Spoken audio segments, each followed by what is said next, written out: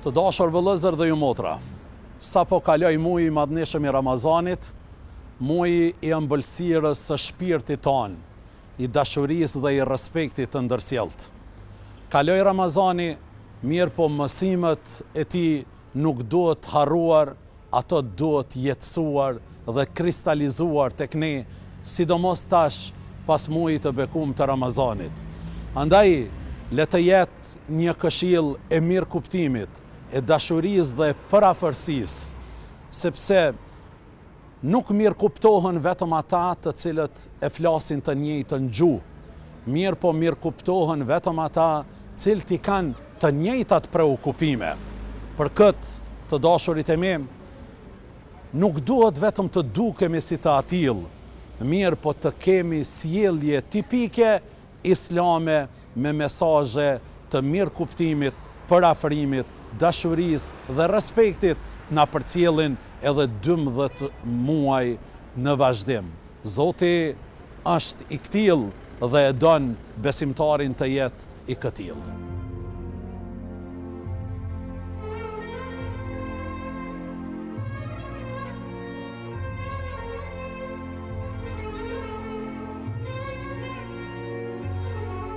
Të dashurit e mi, është bazike dhe esenciale drejtësia.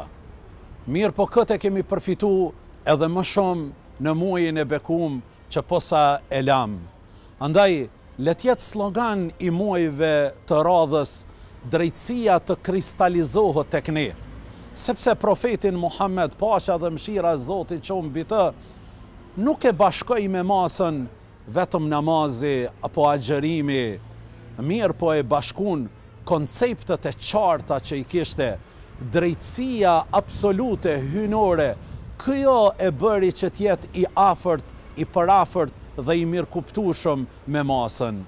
Njërin nga udhëheqësit e Islamit i erdhi një ditë këshilltari i tij dhe i tha: "O kryetari i nderuar, masa është rebelu, masa është ngrit, është rebelu.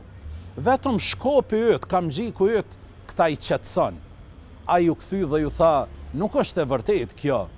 Masën e qetëson vetëm drejtësia, masën e qetëson vetëm rehatia." Andaj, le të jetë pikësynim i ynë i parë dhe i fundit, ashtu siç kemi qenë të drejtë, të afërt, të qetë në Ramazan, të jemi edhe të këtill edhe muajt në vazhdim, sepse vetëm me drejtësi, vetëm me parafrim, bashkim dhe unitet, neve ecmi dhe prosperojmë përpara.